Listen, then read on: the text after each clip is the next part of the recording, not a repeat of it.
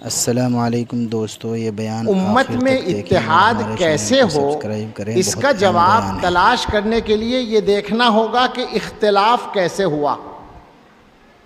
بھائی جب آپ کو کسی دو فریق کی لڑائی میں مصالحت کے لیے بلایا جائے تو آپ کیا پوچھیں گے؟ بھائی لڑائی کیا ہے، اختلاف کیا ہے، جھگڑا کیا ہے، اس کی تہ تک جائیں گے۔ وہاں سے پھر آپ کی سمجھ میں آئے گا کہ اتحاد کیسے ہو، فیصلہ کیسے ہو۔ تو میں نے کہا امت میں اتحاد کیسے ہو، اس کو تلاش کرنے کے لیے یہ دیکھنا ہوگا کہ اختلاف کیسے ہوا۔ تو میری گزارش ہے، اگر میں غلط بولوں تو رد کر دیں، گزارش یہ ہے کہ امت ایک تھی۔ حضرت محمد الرسول اللہ صلی اللہ تعالی علیہ وسلم نے امت کے لیے ایک راستہ متعین کیا۔ اللہ نے متعین کیا، حضور نے پہچان بتائی۔ اللہ نے بتایا تھا صراط الذین انعمت علیہم، اور اللہ تعالیٰ نے اس کو بھی کھول دیا تھا دوسری جگہ، من النبیین والصدیقین والشہداء والصالحین۔ حضور علیہ الصلاۃ والسلام نے اس راستے سے ہٹنے والے لوگوں کا ذکر کرتے ہوئے اس راستے کو واضح کیا۔ وہی 72 فرقوں والی حدیث، 73 فرقوں والی، اس میں آخر میں حضور علیہ الصلاۃ والسلام نے معیار بتا دیا، امت کے نقطۂ اتحاد متعین کر دیا، ما انا علیہ و اصحابی۔ میں نے عرض کیا امت میں پہلا اختلاف کیسے ہوا؟ حضرات صحابہ سے اختلاف کیا گیا۔ حضرت عثمان غنی رضی اللہ تعالیٰ عنہ کے دور آخر میں اور پھر حضرت علی رضی اللہ عنہ کے زمانے میں دو فرقے وجود میں آئے ہیں۔ پہلے یہی فرقہ جس کو ہم شیعہ یا رافضی کہتے ہیں، اور اس کے بعد خوارج کا فرقہ انہی کے بطن سے نکلا ہے۔ تو یہ دونوں فرقے کیسے بنے، یعنی امت میں پہلا اختلاف کیسے ہوا؟ صحابہ کے راستے کو چھوڑنے سے ہوا۔ حضرت محمد صلی اللہ تعالیٰ علیہ وسلم کی سنت کا راستہ اور جماعت صحابہ کا راستہ چھوڑنے سے اور اس کی مخالفت کرنے سے یہ ہوا۔ میں نے کہا اتحاد ہو جائے گا بڑی آسانی کے ساتھ، بس آپ اس معیار پر آ جائیں، اتحاد ہے، ہمارا کوئی اختلاف نہیں۔ اس کے بعد میں نے عرض کیا کہ اگر کوئی شخص یا کوئی طبقہ اس معیار کو تسلیم نہیں کرتا تو اس کے ساتھ اتحاد کرنے سے ہمیں حضرت محمد صلی اللہ علیہ وسلم نے منع کر دیا ہے۔ غلط تو نہیں کہہ رہا؟ آپ سمجھ رہے ہیں نا بات کو؟ کیسے کریں اتحاد؟ دین کے مخالفوں سے اتحاد کریں، صحابہ کے دشمنوں سے اتحاد کریں؟ یہ ہمارا دائرہ ہی نہیں ہے، ہماری مجال ہی نہیں ہے، ہمیں منع کر دیا گیا۔ اتحاد کرنا ہے ان تمام لوگوں سے جو ما انا علیہ و اصحابی کے معیار کو مانتے ہوں۔ ان میں پھر آگے ایک اختلاف میں نے یہ بھی کہا کہ ہو سکتا ہے آپ یہ کہیں کہ صاحب یہ بھی تو ہوگا کہ آپ اس معیار پہ قائم ہیں یا ہم قائم ہیں۔ میں نے کہا اس کے لیے بات کر لیں، علمی ماحول میں بات کر لیں، بیٹھ کر بات کر لیں بلا تکلف، اور طے کر لیں اگر ہم کہیں ہٹ رہے ہوں تو آپ ہمیں پکڑیے کہ دیکھو یہاں ہٹ رہے ہو، آ جاؤ مان علیہ و اصحابی پر۔ آپ ہٹ رہے ہو تو ہم آپ سے کہیں گے آ جاؤ اس معیار پر، تو اتحاد ہو جائے گا۔ جو اس معیار کو مانتے ہیں اور جو نہیں مانتے ان سے اتحاد کرنے سے ہمیں اللہ اور اللہ کے رسول نے منع کر دیا۔ یہ میں نے عرض اس لیے کیا کہ آج کے زمانے میں جو دھوکہ دینے والے لوگ ہیں، اور یہ دھوکہ دینے والے جو گویا جان بوجھ کر دھوکہ دینے والے، وہ ہمارے طبقے میں شمار ہونے والے لوگ ہوتے ہیں، یاد رکھیے گا، عام آدمی نہیں ہوتے وہ۔ ان سے کہنا ہے، لیکن ان کے ساتھ عام مسلمانوں تک یہ پیغام پہنچانا ہے کہ آپ لوگوں کی لچھے دار باتوں میں نہ آئیں، عمل کو دیکھیں، اور عمل اس طرح دیکھیں کہ حضرت محمد صلی اللہ علیہ وسلم اور صحابہ کے طریقے پر کون قائم ہے۔ اس کے بعد اسی تسلسل میں یہ کہا جا سکتا ہے کہ اس امت کی 1400 برس کی تاریخ اٹھا کر دیکھیں، فرقوں کے بارے میں بڑی باتیں کرتے ہیں لوگ، اور صاحب یہ کہتے ہیں کہ فرقوں نے بیڑا غرق کر دیا اور فرقہ وارانہ اختلاف نے اور مسلکی اختلاف نے۔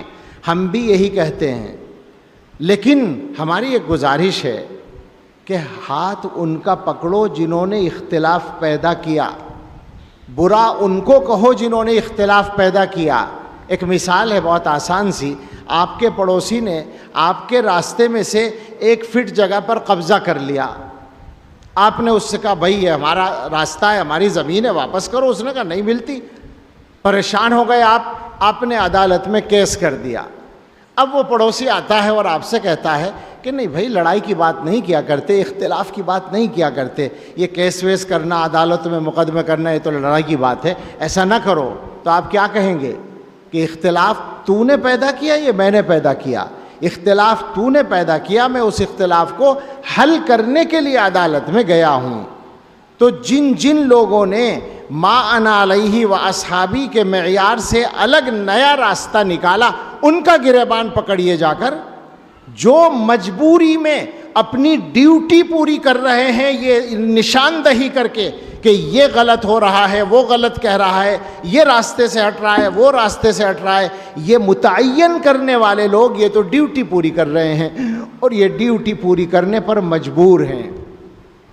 حضرت محمد الرسول اللہ صلی اللہ تعالیٰ علیہ وسلم نے بتا دیا يحمل هذا العلم من كل خلف عدوله ينفون عنه تحریف الغالین وانتحال المبتلین وتأویل الجاہلین۔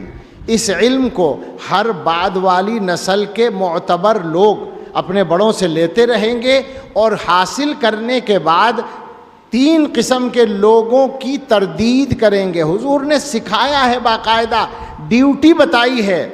غلو کرنے والوں کی طرف سے جو دین میں بگاڑ آئے گا اس کا رد کریں گے، اہل باطل کی طرف سے دین میں جو غلط باتیں منسوب کی جائیں گی ان کا رد کریں گے، اور بے علم لوگوں کی طرف سے دین کی جو غلط تشریح ہوگی اس کا رد کریں گے۔ یہ رد کرنا ان کی ڈیوٹی ہوگی، اگر یہ ڈیوٹی ادا نہ کریں تو اللہ کے ہاں مجرم بن جائیں گے۔ اختلاف پیدا کرنے والے مجرم ہیں۔ آج کل مجھے بڑا تعجب ہوتا ہے کہ بعض خطیب قسم کے لوگ صلح کل والے موڈ میں آ کر باتیں کرنا شروع کر دیتے ہیں کہ اختلاف نہ پیدا کیا جائے، جبکہ آج ہی کے زمانے میں آج بھی ان کے خطیب صحابہ کو گالیاں دینے سے چوک نہیں رہے ہیں۔ تازہ ان کا ایک خطیب ہے، نام نہیں لوں گا، جو معتدل مزاج سمجھا جاتا ہے پڑوس میں، اس نے یہ کہا ہے کہ پیغمبر کے صحابہ تو آپس میں لڑنے میں لگ گئے تھے اور خمینی اور خامنئی کے جو نام لیوا ہیں وہ دشمنان اسلام سے جنگ کر رہے ہیں۔ یہ تازہ کہا ہے۔ ایسے میں اگر ہم کچھ کہہ دیں تو بڑے ناراض ہوتے ہیں لوگ۔ میں دیکھ رہا تھا کہ جنگ شروع ہوئی اور لوگوں نے شیعوں پر اور شیعیت پر لٹو ہونا شروع کر دیا۔ بڑا تعجب ہے، فرضی بات نہیں ہے، سینکڑوں جگہ سے اطلاع ملی۔ بعض نوجوانوں نے کہا اب تو شیعی بننے کو جی چاہتا ہے جی، اور وہ ان کا جو نمائندہ دلی آیا تھا اس نے مختلف علاقوں کا دورہ کیا۔ بھوپال میرا جانا ہوا تو پتہ چلا 1 ہفتہ وہاں رہ کر گیا اور وہاں سنی علماء سے بھی اس کی ملاقاتیں ہوئیں اور بعض احمقوں نے اس کے ہاتھ پر بیعت کی۔ تو کیا ہم اپنے سادہ لوح بھائیوں کا ایمان جاتے دیکھتے رہیں اور کچھ نہ بولیں؟ مسلمانوں کے ذہن میں کیا ہوتا ہے کہ صاحب امریکہ سے لڑ رہا ہے، اسرائیل سے لڑ رہا ہے۔ میں بہت چھوٹا ادنا سا طالب علم ہوں اور میں قسم کھا کر کہتا ہوں کہ میری معلومات بہت زیادہ نہیں ہیں، مگر میرے اپنے بڑوں کی برکت سے، ان کی تربیت سے میری جو معلومات ہیں وہ سیدھی ہیں، ٹھیک ہیں۔ ان کی روشنی میں یہ کہتا ہوں کہ اول تو یہ غور کرنا پڑے گا کہ جنگ کیسی ہے، حقیقی جنگ ہے۔ یاد کریں، میں سیاسی باتیں نہیں کرنا چاہتا مگر یہ سب باتیں ہمارے زخم ہیں۔ غزہ کے حالات جب چل رہے تھے، 70,000 کے قریب غزہ کے مسلمانوں کو 2-2.5 سال کے عرصے میں ذبح کر دیا گیا تھا، یاد ہے ان کے حق میں آپ کو ذرا سا بھی بولنے کی گنجائش تھی؟ کیا حالات تھے اس وقت میں؟ اور آج جنگ ہو رہی ہے امریکہ سے، جنگ ہو رہی ہے اسرائیل سے، اور ایران کے حق میں آپ کھلم کھلا بولے کوئی آپ کو کچھ نہیں کہے گا۔ اس سے اندازہ کریں نا آپ پالیسیوں کا۔ میں اس سے زیادہ کھول کر مناسب نہیں سمجھتا کہنا، لیکن علماء سمجھ رہے ہیں کہ کون کہاں کھڑا ہے، سچائی کیا ہے۔ لیکن اس سے آگے بڑھ کر یہ بات ہے کہ اگر حقیقت میں مخلصانہ جنگ بھی ہو تو میں نے شروع میں دیوبند میں ایک بیان میں مختصراً یہ بات عرض کی تھی کہ میرے بھائی، جب اللہ کے رسول صلی اللہ تعالیٰ علیہ وسلم یہ فرماتے ہیں کہ کچھ لوگ آئیں گے جو نماز اتنی اچھی پڑھیں گے کہ تم ان کی نمازوں کے سامنے اپنی نمازوں کو حقیر سمجھو گے، اور وہ قرآن بھی پڑھیں گے مگر قرآن ان کے حلق سے نہیں اترے گا، اور ساری عبادتوں کے باوجود یمرقون من الدین کما یمرق السہم من الرمیہ، دین سے اس طرح نکل جائیں گے جیسے شکار سے تیر کو نکال دیا جاتا ہے۔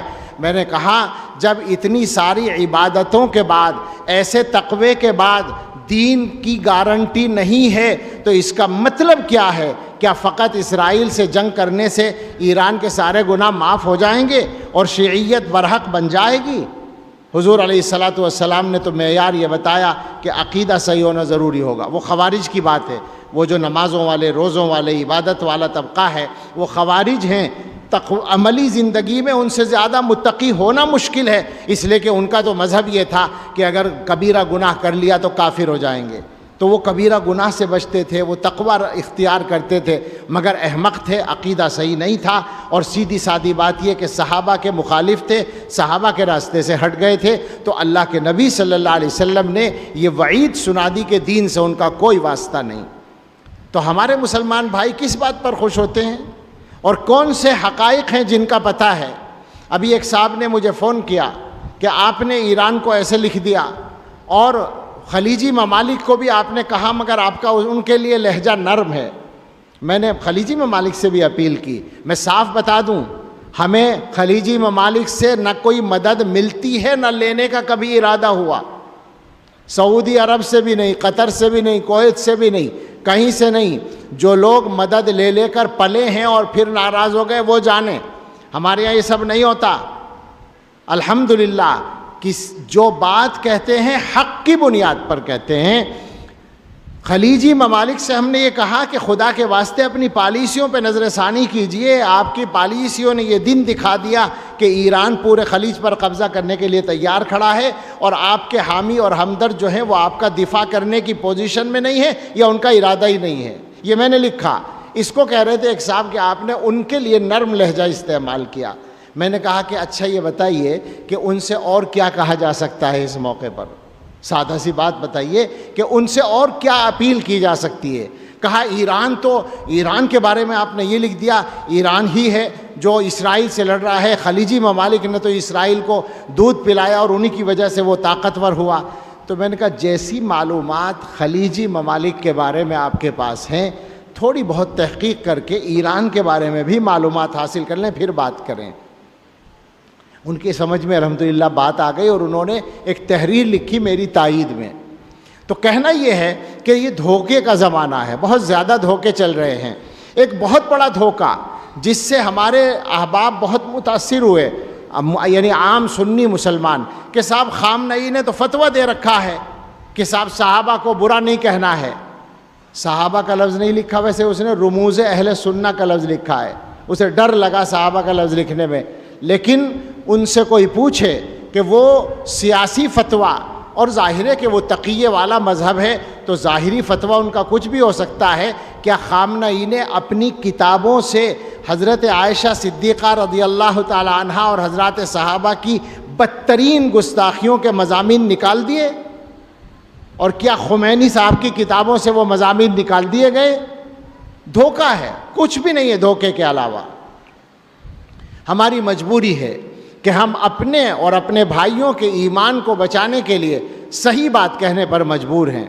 اسی کے ساتھ ساتھ ایک گزارش اور کروں گا، یہ ذمہ دار اسٹیج ہے اور یہاں کا پیغام پہنچے گا اپنے حضرات سے، اشارہ کر چکا ہوں، وہ یہ ہے کہ ان موضوعات پر آنے کے بعد اعتدال پر بہت سے لوگ قائم نہیں رہتے۔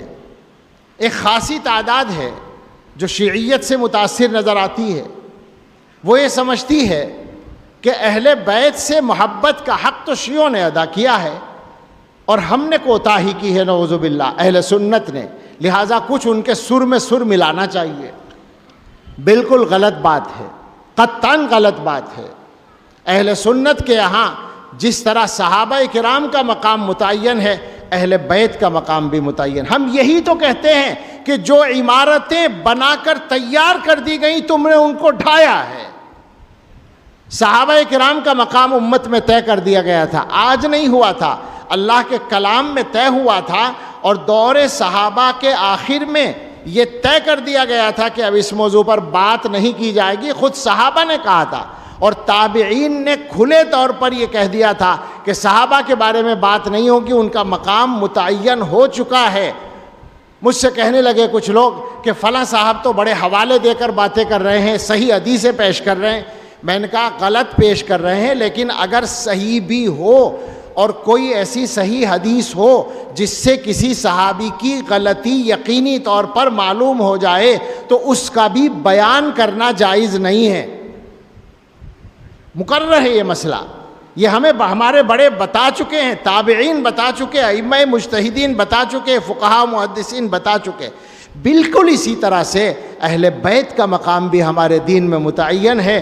رسول اکرم صلی اللہ تعالیٰ علیہ وسلم نے اپنی احادیث کے ذریعے بتا دیا ہمیں، تو ہمارے ہاں دونوں کا مقام اپنی جگہ ہے، اور ان دونوں کے یہاں بھی ان کا مقام متعین ہے۔ حضرات صحابہ کرام، خاص طور سے خلفائے ثلاثہ، حضرت علی رضی اللہ تعالیٰ عنہ سے پہلے کے تینوں حضرات اور دیگر صحابہ جن کو یہ مطعون کرتے ہیں، ان سب کے تعلقات اہل بیت سے اور خود حضرت علی رضی اللہ تعالیٰ عنہ سے صرف تعلقات نہیں، قریب ترین رشتہ داریاں، وہ پوری کی پوری کتابیں موجود ہیں ان موضوعات پر۔ تو ان کے یہاں آپس میں بھی ایک دوسرے کا مقام متعین ہے، اور امت کی نظر میں بھی دونوں کا مقام متعین ہے۔ اہل سنت کے یہاں ایسا بالکل نہیں ہے کہ کوتاہی ہو رہی ہو۔ میں عرض کروں اگر اجازت ہو تو بات کیا ہے کہ اہل تشیع نے حضرات اہل بیت کے مقام کو بگاڑا ہے۔ کیا حضرت فاطمۃ الزہرا رضی اللہ تعالی عنہا، ہم سب ان کی ناموس پر قربان ہو جائیں، ان کی عظمت کے لیے یہ ضروری ہے کہ ان کو خدا بھی بنایا جائے؟ کیا حضرت حسین اور حضرت حسن رضی اللہ عنہما کی عظمت کے لیے ضروری ہے کہ خدائی اوصاف ان کے لیے ثابت کیا جائیں؟ دین کو بگاڑا، ان کے مقام کو بگاڑا، ان کی تعلیمات کے خلاف کام کیا۔ ہمارا تو سیدھا سادہ معاملہ ہے۔ ہم نے اپنے ایک بزرگ سے الفاظ سنے، میں نہیں جانتا الفاظ کس کے ہیں، مگر میں نے سنے حکیم ننو میاں صاحب رحمۃ اللہ علیہ سے، جو حضرت گنگوئی رحمۃ اللہ علیہ کے پوتے تھے۔ وہ فرماتے تھے کہ ہمارا عقیدہ یہ ہے کہ اہل بیت اطہار سب کے سب تقی القلب، نقی الباطن، صفی الاخلاق، ذکی النسبہ، عالی النسب، راضی مرضی عند اللہ، محفوظ من اللہ تھے۔ یہ ہمارا عقیدہ ہے، ہم اس عقیدے پر قائم ہیں۔ تو اہل بیت کے بارے میں کوئی کوتاہی نہیں ہے، لہٰذا اہل بیت کو اس طرح مانیے جیسے ائمہ اہل سنت نے مانا ہے ان کے مقام کو، وہی مقام ان کا صحیح مقام ہے۔ دوسری طرف کچھ لوگ ہیں کہ جو شیعیت کی تردید کے چکر میں ناصبیت کی طرف چلے جاتے ہیں، یزید کا دفاع شروع کر دیتے ہیں۔ حضرت معاویہ رضی اللہ تعالی عنہ کا دفاع تو ضرور کیا جائے گا، لیکن آگے ہر ایک کے دفاع کی ضرورت نہیں ہے آپ کو، بلکہ یزید کا دفاع تو ممکن ہے کسی حد تک بعض چیزوں کے حوالے سے گوارا ہو بھی جائے۔ حضرت حسین رضی اللہ تعالیٰ عنہ کے بارے میں بعض ایسی باتیں لوگ کہہ جاتے ہیں جو مناسب نہیں ہیں، ہم ان سب سے برات کا اظہار کرتے ہیں۔ گزارش یہ ہے کہ اپنے تمام لوگوں سے کہ اعتدال پر قائم رہیں، جو ہمارے اکابر نے ایک راستہ متعین کیا ہے اس راستے پر قائم رہنے کی کوشش کریں۔ گزارش مزید یہ ہے کہ معلومات کی بنیاد پر رائے قائم کیا کریں۔ یہ بات اچھی طرح سے سمجھ لیں کہ جس طریقے سے عالمی میڈیا یہودیوں کے ہاتھ میں ہے اور دنیا کو اس نے اپنے قبضے میں لے رکھا ہے، دوسرے نمبر پر اگر کسی کے ہاتھ میں ہے تو وہ یہی ہمارے بھائی ہیں جو ایران والے مذہب کے ہیں۔ ان کے پاس پروپیگنڈے کا کتنا بڑا نظام ہے میں نہیں جانتا، مگر میں اتنا جانتا ہوں کہ ہمارے اچھے لوگ دھوکے میں آ جاتے ہیں۔ سوال یہ ہے کہ فقط اہل بیت کا نام لینا تو کافی نہیں ہے، اہل بیت کا نام اہل بیت کی تعلیم کے مطابق لو تو بات بنے گی۔ تاریخ اٹھا کر دیکھیں، خود ائمہ تشیع میں یا علماء تشیع میں منصف لوگوں نے یہ بات واضح طور پر لکھی ہے کہ شروع کے زمانے میں شیعوں کا یہ رنگ نہیں تھا، یہ طریقہ نہیں تھا کہ وہ تینوں خلفاء کو رد کریں، بلکہ عام طور پر جو حضرت علی سے محبت کرنے والے لوگ تھے وہ حضرت علی کو مانتے تھے کہ خلافت ان کا حق تھا، مگر حضرت ابوبکر و عمر عثمان رضی اللہ عنہم کی خلافت کو جائز مانتے تھے، اور یہ بھی مانتے تھے کہ حضرت علی رضی اللہ عنہ بھی ان تینوں حضرات کی خلافت کو صحیح مانتے تھے۔ تو یہ اعتدال کے ساتھ ان کا مذہب تھا، بعد میں بگاڑا گیا۔ حقیقت یہ ہے، میں نے جو شروع میں کہا تھا کہ دنیا کے اندر جو کچھ ہوا اور جو ہونا چاہیے تھا، ہونا جو چاہیے تھا اس میں جو رکاوٹ آئی ہے، میں صرف اشارہ کر رہا ہوں چونکہ وقت بھی ختم ہو رہا ہے اور تفصیل بیان کرنے کی ہمت بھی نہیں ہے، لیکن یہ گزارش تو کی جا سکتی ہے نا اپنے احباب سے کہ پڑھ لیں۔ ہم زبردستی کسی پر کوئی بات نہیں تھوپتے، منوانے کی کوشش نہیں کرتے، ہم کہتے ہیں کہ پڑھ لیں۔